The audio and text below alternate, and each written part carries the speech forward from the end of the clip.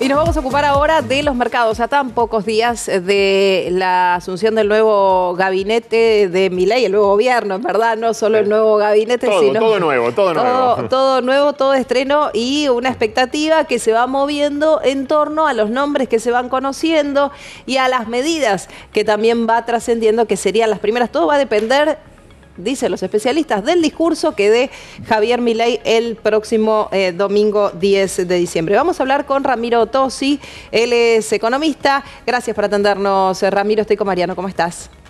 Hola, buenos días, Nuria y Mariano. Bueno, a ver, en principio hubo un impulso de los mercados financieros en la previa, estando a tan poquito de la jura del nuevo presidente de la Nación. ¿Cómo estás viendo esto? ¿Por qué? ¿Qué tiene que ver? Veníamos con mercados en caída.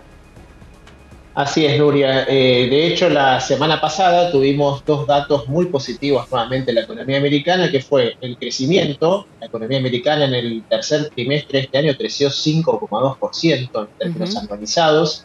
Eso superó incluso, se revisó el número, digamos, que ya se había publicado anticipadamente al alza, del 4,9 al 5,2. Y por el otro lado, el dato de inflación que sigue la Fed, que se llama el gasto de los consumidores, el PCE Index, de nuevo dio una desaceleración, 3% en la medición general, es el nivel más bajo desde marzo del 2021, y cuando ese mismo índice le sacan los componentes más volátiles, que son los precios del alimento y la energía, dio un 3,5%, que también es un dato del más bajo desde abril del 2021. Eso lo que hizo de alguna manera es continuar lo que los analistas llaman el modo rally, ¿no? Sí. Durante todo noviembre, tanto el mercado de acciones como el mercado de bonos tuvieron una recuperación que es la más importante en el caso de los bonos desde 1985, y en el caso de las acciones, el índice S&P, que es el más representativo, es el mejor mes desde la crisis financiera del 2008. Así que todo ese contexto, digamos, internacional positivo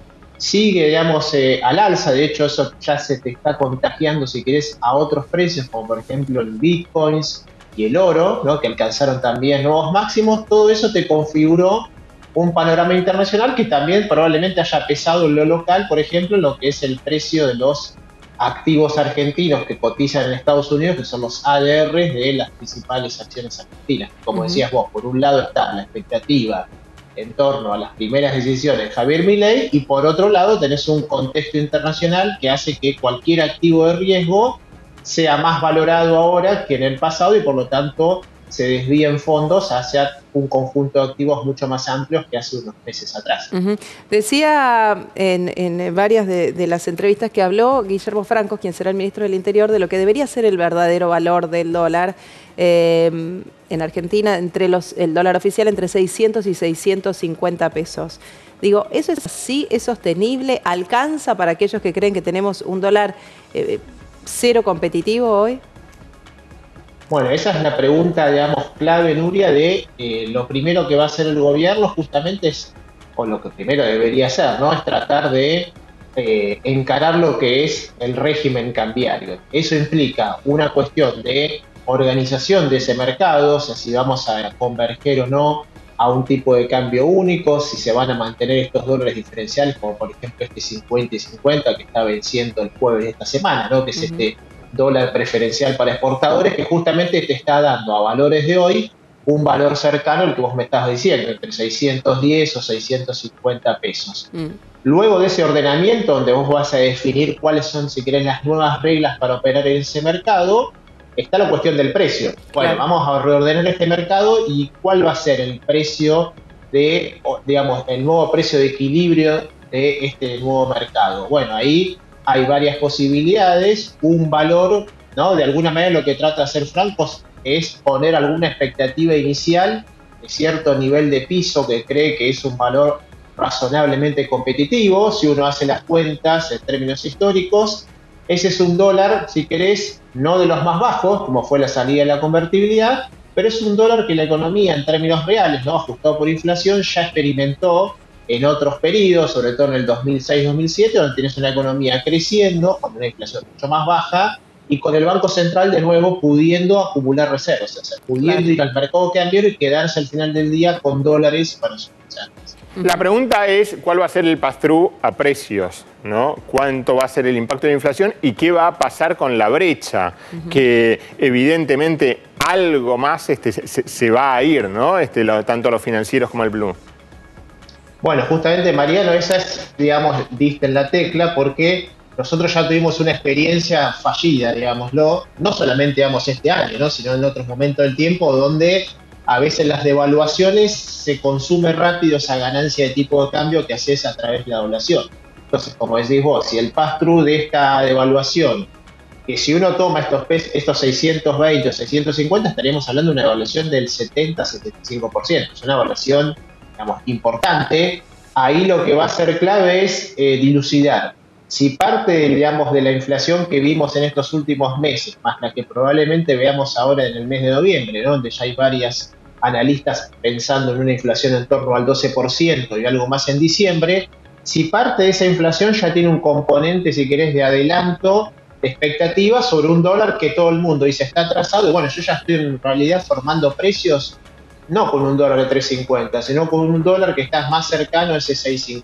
Y después va a ser clave, de nuevo, el equilibrio en el mercado monetario, cómo se defina el nivel de tasa de interés en conjunto con esa tasa de evaluación tan importante. Entonces, eso va a ser, digamos, lo más significativo. Si la evaluación es exitosa, digámoslo así, aunque una evaluación siempre trae consecuencias sociales y sobre todo pérdida de poder adquisitivo, ahí lo que deberías ver justamente es una compresión de la brecha. O sea, si realmente el mercado cree que este tipo de cambio, como preguntaba Nuria, es sostenible, bueno, ahí entonces lo que deberías ver es que lo que debería achicarse es la distancia entre el dólar financiero y el nuevo dólar oficial.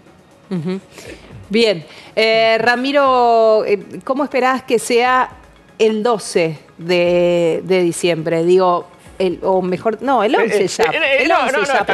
Es el lunes 11 y lo que pueda llegar a pasar el martes 12 también, bueno, ¿no? El día después. También, pero te pregunto, digo, porque está toda la mirada puesta en el día, ahora me doy cuenta, es el domingo, venimos hablando de domingo. Claro, el domingo 10 de diciembre. Por eso el lunes ya abre la semana con un discurso dado de Milei que me parece que la clave va a estar en lo que diga Milei en ese momento, que tiene que ser mucho más que un discurso formal, sino ir a llevar certidumbre respecto de algunas cuestiones que todavía representan una gran incógnita, ¿no? Y me da la sensación que entonces el lunes sí vamos a poder ver ya, a diferencia de lo que ocurrió el día después de las elecciones, bueno, sabíamos quién iba a ser el próximo presidente, pero había un montón de signos de pregunta alrededor de la figura de Milei, que muchos todavía siguen, ¿no? Entonces, ¿cómo te imaginas ese lunes, el lunes próximo?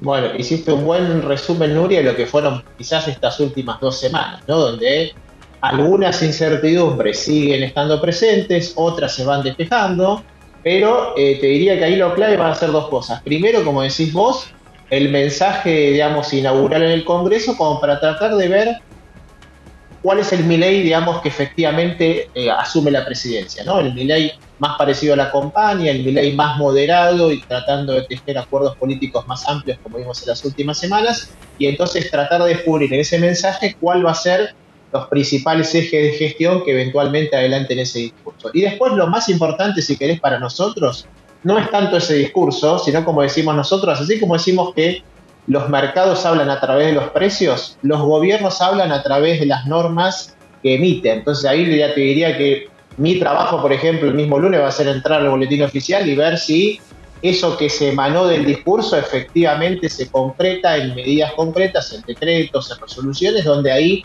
justamente van a estar las medidas efectivas que más allá de lo discursivo, el nuevo gobierno tome. Entonces ahí tendremos que ir viendo con el detalle qué es lo que primero, digamos, el gobierno decide hacer, ¿no? Lo que veníamos conversando. Va a haber una decisión inmediata respecto al tipo de cambio, respecto a la tasa de interés, etcétera, etcétera. Entonces ahí, digamos, esa primera semana iremos viendo día por día, te diría básicamente, cuáles son los primeros pasos de la nueva administración. Bueno, entonces ahí sí va a ser el martes 12, porque indudablemente el lunes 11 no va a aparecer el boletín oficial con las medidas escritas, porque recién están llegando los equipos a tomar posesión de sus oficinas. Probablemente ocurra eso el martes 12. Ramiro Tosi, gracias por este contacto, como siempre. No, por favor. Gracias a ustedes. Buena semana y esperemos que el próximo lunes tengamos algo para poder conversar en ese sentido. Seguramente sí, va a ser mucho. Gracias, hasta luego.